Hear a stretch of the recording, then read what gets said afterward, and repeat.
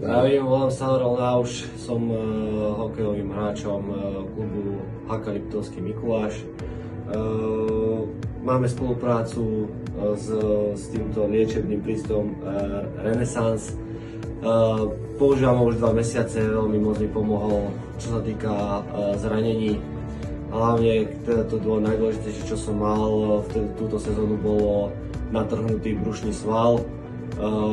Aplikoval som to každý deň, 3-4 hodiny denne a behom 2 týždňov som sa dal dokopy a mohol som hneď začať hrať, čo lekári mi vraveli, že by to trvala táto liečba mesiac a pol, kým sa dám dokopy, čiže dosť mi to urýchlilo, čo som rád.